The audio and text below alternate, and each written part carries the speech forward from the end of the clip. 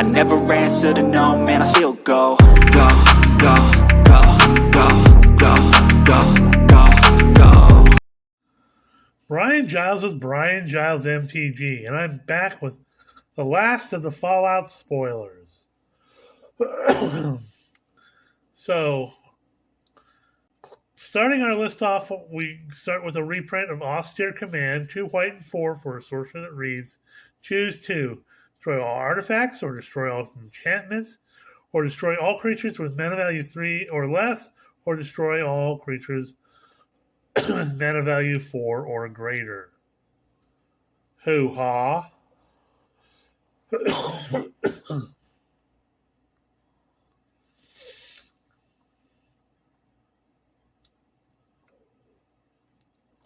We have Crush Contraband, a white and 3 for instant that reads, choose 1 or both. Exile target artifact or exile target enchantment. Then we have Dispatch, white mana for an instant that reads, tap target creature. It has Metalcraft if you had control 3 or more artifacts.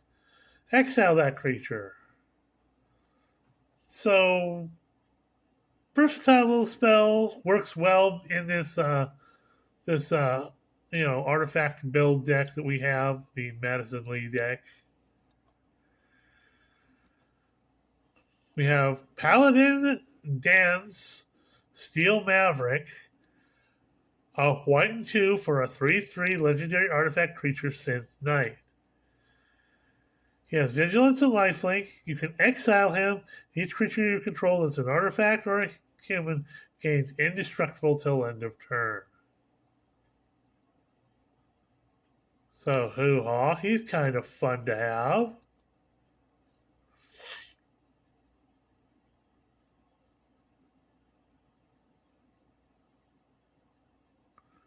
Next up is Sentry Bot, a white and 4 for a 2/5 artifact robot. He has Flash. It costs 1 less to cast for each creature attacking you. When Sentry Bot enters the battlefield, you get an energy token for each creature attacking you. At the beginning of combat on your turn, you may pay 3 energy. If you do, put a +1/+1 counter on each creature you control. So, hoo-ha, nice defender there that you can flash in when people are attacking you.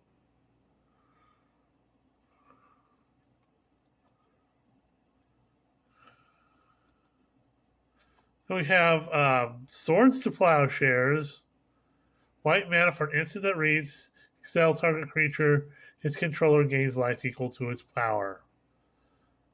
It's a reprint you expect to see in Commander decks.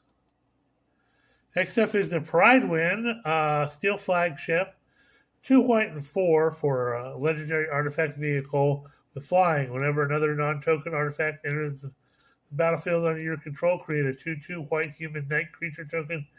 This creature gets +2/+2 as long as an artifact enters the battlefield under your control this turn, and you can crew it for 2.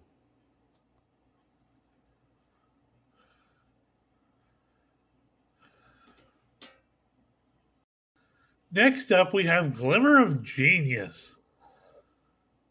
A blue and 3 for an instant that reads, scry 2, then draw 2 cards. You get 2 energy counters. Hey, that's not bad. Then we have another reprint that you expect to see in a deck like this. Thirst for Knowledge. Blue and 2 for an instant that reads, draw 3 cards, then discard 2 cards unless you discard an artifact card.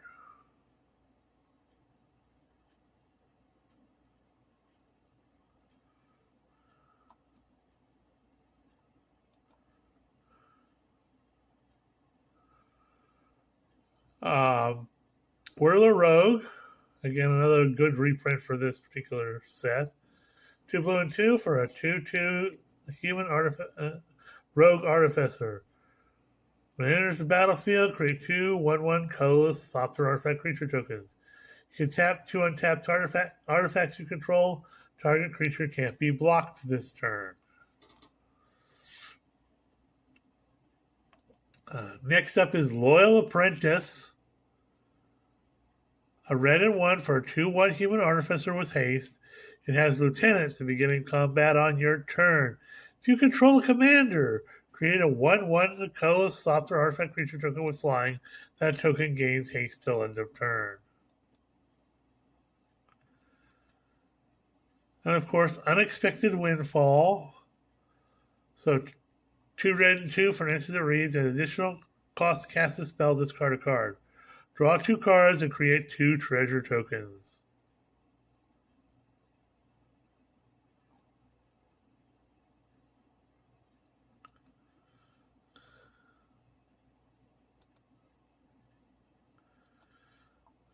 Then we have Wake the Past. So a red, a white, and 5 for sources that reads, return all artifact cards from your graveyard to the battlefield. They gain haste until end of turn. You spicy. It's a beefy cost, but you're returning all your artifact cards. And this is, an artifact-heavy deck. Then we have Everflowing Chalice. 0 mana for an artifact that reads, pay multi-kicker. You may pay an additional multi-kicker of 2 generic. You may pay 2 generic any number of times as you cast this spell. Enters the battlefield with a charge counter on it for each time it was kicked. Tap it to add a colorless for each charge counter on Everflowing Chalice.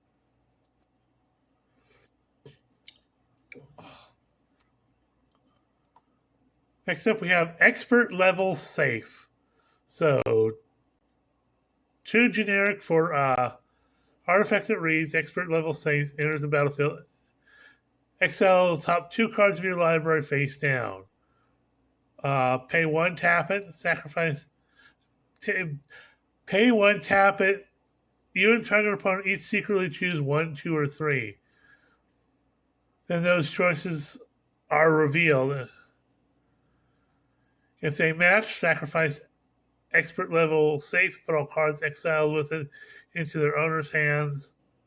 Otherwise, exile the top card of your library face down.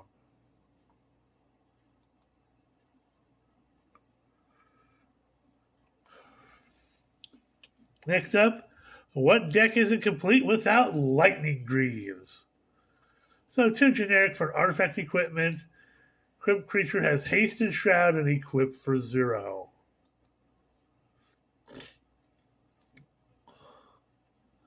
Then we have Mind Stone, another commander staple for 2 generic. You have an artifact, you tap it to add a colorless, or pay 1, tap it, sacrifice it to draw a card.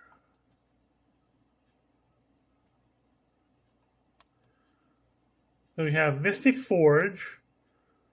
4 generic for a artifact. You may look at the top card of your library at any time. You may cast artifact spells and colorless spells from the top of your library. Tap it and pay 1 life. Exile the top card of your library.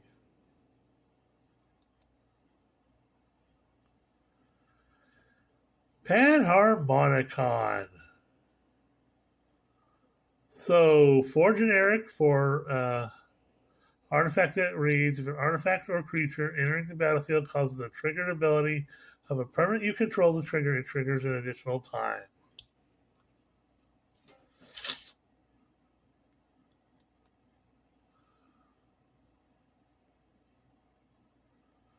Then we have Steel Overseer. 2 generic for artifact creature construct. So 1/1. Tap it to put a +1/+1 counter on each artifact creature you control. Hoo-ha. And some more talismans for this particular deck. Talisman of Creativity is 2 generic for an artifact. Tap it to add a colorless, or tap it to add a blue or a red, and it deals 1 damage to you. Talisman of Progress, 2 generic for an artifact. Tap it to add a colorless, or tap it to add a white or a blue, and it deals 1 damage to you.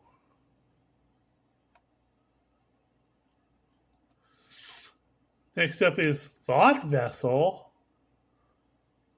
So 2 generic for an artifact that reads, you have no maximum hand size and Tapetana colorless.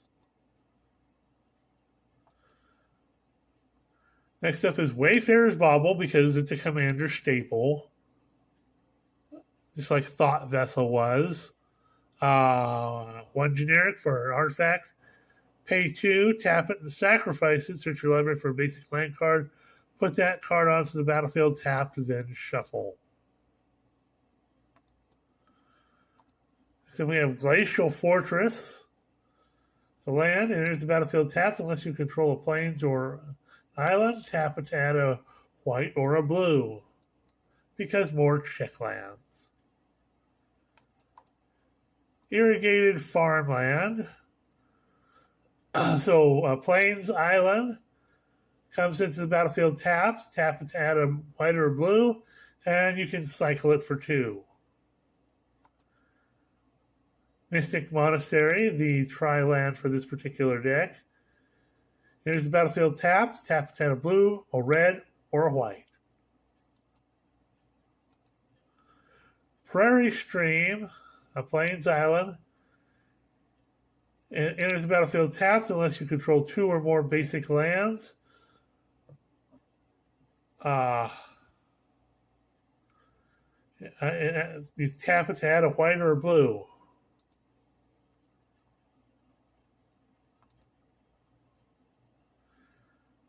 Then we have Razortide Bridge. It's an artifact land because you expect it, because this is an artifact heavy deck. There's a battlefield tapped. It's indestructible. Tap it to add a white or a blue.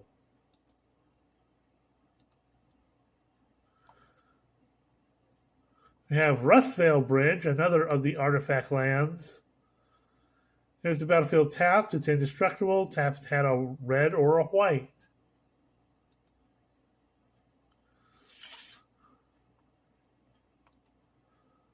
We have Silver Bluff Bridge. This is one of the millions of. I hate ads. Silver Bluff Bridge is an artifact, another artifact land. Enters the battlefield tapped. Tap to add a blue or a red.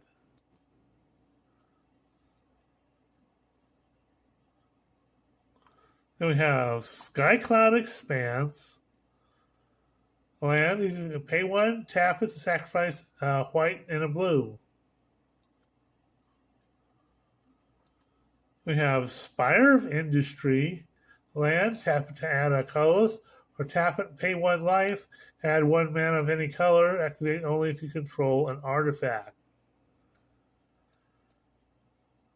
Well, an artifact heavy deck, yeah, that's going to work. Sulphur Falls.